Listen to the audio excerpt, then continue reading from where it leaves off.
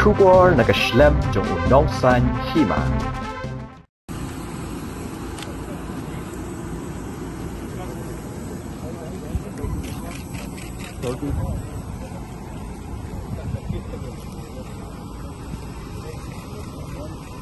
Menteri Ketenat Korbari, Amit Shah, Ulawan Poi ha Meghalaya, Hakasisa Jan, Hakakadling Swin Homray. Nang ni Amit Shah ulalet Cheka North Eastern Space Application Center, Kabudan ha Umyam. Ha kini kejingelang ladan arngut ki Menteri ka Sarkar Pedang, haringkat ki Menteri Rangba kathan chate lammengi. Hadian kini Menteri ulalet pilih ya ke Interstate Bus Terminus Kabudan ha Mauyang pada kajingkran jang Ula patai halor ki Kampen Roy, Belawan Ra da Sarkar Narendra Modi hakiliang baper. Amit Shah ula ong bakathong jong ka Sarkar Pedang, kelong man pentikna babaro kinong ba jong ka jela, kendan ka Kaling Swin Station Rail bat kilinti kisinki ki babyang. Ula ong ru ban penus pa ya kathan, dan kam ban penki ka GDP ka jongka palat ya ka 4%. Nalor kata ula ong ru bakade ka kamram jong ka Sarkar Pedang, banyada ya la kariti ka ketian ka thliet bat ka jingpen kerpang जो कि nausea शनोंग कशनोंग शते लम्मेंगी छोटे परंतु बहुत महत्वपूर्ण कार्यक्रम में उपस्थित मेघालय के लोकप्रिय मुख्यमंत्री श्री कॉनराड संगमा जी, अभी जो पूर्वोत्तर राज्यों की विकास का जिम्मा जिनको माननीय प्रधानमंत्री जी ने दिया है, ऐसा उत्तर पूर्वी विकास मंत्री श्री जी किशन रेड्डी जी यहां पर 6.5 साल तक प्रधानमंत्री जी के विजन को जमीन पर उतारने में जिनका अहम रोल रहा, ऐसे श्री जितेंद्र सिंह जी, डोनर के MOS श्री BL वर्मा जी, श्री P टिंगसोंग जी, श्री S धर, परिवहन मंत्री मेघालय, उपस्थित भारत सरकार और मेघालय सरकार के सभी अधिकारीगण और आज यहां पर उपस्थित भाइयों बहनों और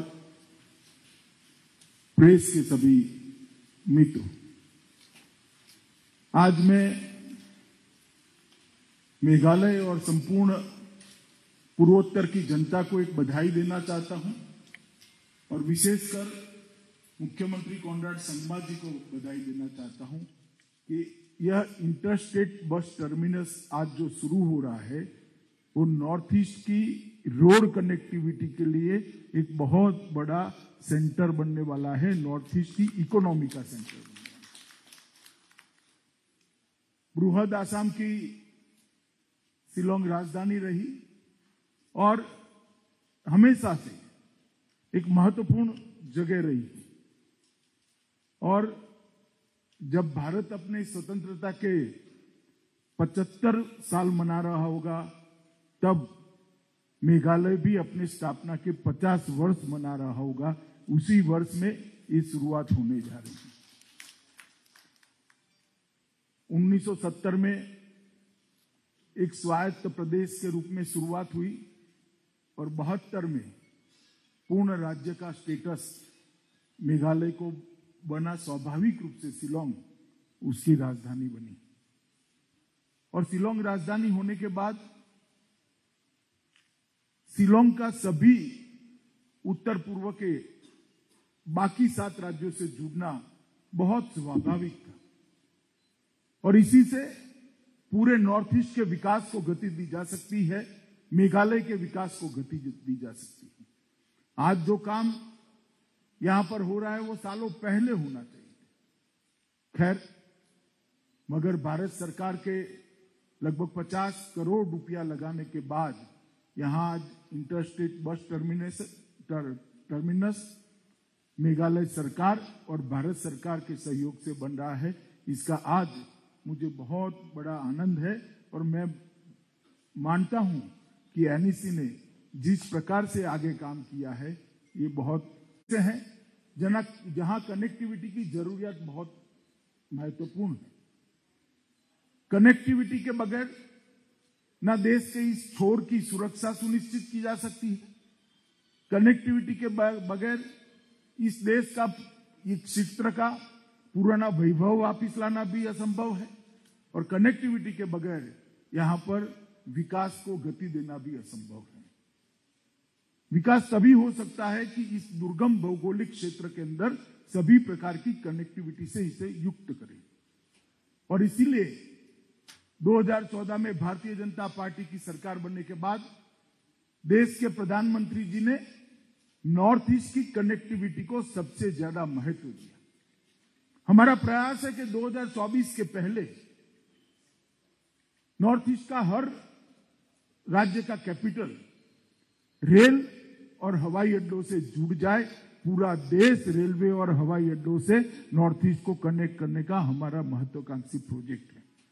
परंतु इसके साथ साथ रोड कनेक्टिविटी को भी बल देना पड़ेगा, और रोड कनेक्टिविटी सिर्फ रोड अच्छे करने से नहीं होती, ट्रांसपोर्ट की सुविधा बनाने से, बढ़ाने से ही हो सकती है। मेघालय स्टेट ट्रांसपोर्ट कॉर्पोरेशन लगभग 60 बसों का फ्लीट है इनके पास, और कई सारी प्राइवेट बसेस यहां चलती हैं, मगर एक ऐसा सेंटर चाहिए था जो इकोनॉमी का भी सेंटर बने और गतिविधियों का भी सेंटर बने। एक अत्याधुनिक रेलवे बस स्टेशन को देखकर हमें मालूम पड़ता है यहां पर इकोनॉमिक गतिविधियों का भी एक केंद्र बनेगा और हमारे ट्रांसपोर्टेशन का भी एक केंद्र बनेगा। सभी के सभी राज्यों से जुड़ा होगा तो होगा ही, परंतु यहां से आर्थिक गतिविधियों को भी बल मिलना मैं मानता हूं कि बहुत शुरुआत है। हवाई अड्डे जब बनाए जा रहे थे उस वक्त मैं पार्टी के संगठन का काम करता था। मोदी जी ने घोषणा करी थी कि 2022 के पहले उत्तर पूर्व के सभी राज्यों के मुख्यालय को हम हवाई अड्डों से भी जोड़ेंगे, रेलवे से भी जोड़ेंगे। हंसते थे सब लोगों में कि मानो मोदी जी आप जोड़ भी लोगे तो आएगा कौन, जाएगा कौन। मगर आज थोड़ा कोरोना काल के कारण लेट हो रहा है, मगर प्रोजेक्ट जो पाइपलाइन में, इसे मैं निश्चित कर सकता हूं कि 2023-2024 के पहले सभी राज्यों के मुख्यालय, सभी राज्यों की स्टेट कैपिटल रोड, रेल और हवाई अड्डों से जुड़ जाएगी। और जो लोग कह रहे थे आएगा कौन, उनको मेरा जवाब है, आज शिलोंग के हवाई अड्डे पर कलकत्ते से फ्लाइट चालू हो गई है, असम के साथ इसका जुड़ा हुआ है, और बहुत कम समय के अंदर बाकी राज्यों की इंटरकनेक्टिविटी भी चालू हो जाएगी। अगर सोचना ही ऐसा है, मैं आया था चुनाव में, मैंने भाषण सुने हैं यहाँ के, सोचना ही ऐसा है कि आएगा कौन, तो कोई नहीं आएगा। अगर सोचना ऐसा है हम शुरुआत करें, सभी आएंगे, तो विकास आगे बढ़ता है, और ये इसका जीता जागता उदाहरण है। भौगोलिक दूरिया के साथ साथ पूरी दुनिया में सबसे रिचेस्ट कल्चर अगर कोई एक क्षेत्र के अंदर है तो हमारे नॉर्थ ईस्ट के अंदर अनेक विध भाषा, अनेक विध संस्कृति, अनेक विध प्रकार के संगीत के वाद्य और अलग अलग सांस्कृतिक पहचान, और ये इसलिए संजोकर संभल कर रहा है कि 8 राज्यों ने इसके अंदर एक्सचेंज कर एक दूसरे के पूरक बनने का प्रयास किया है। परंतु अगर कनेक्टिविटी नहीं है तो ये कल्चर को भी लंबे समय तक हम नहीं संभाल सकते।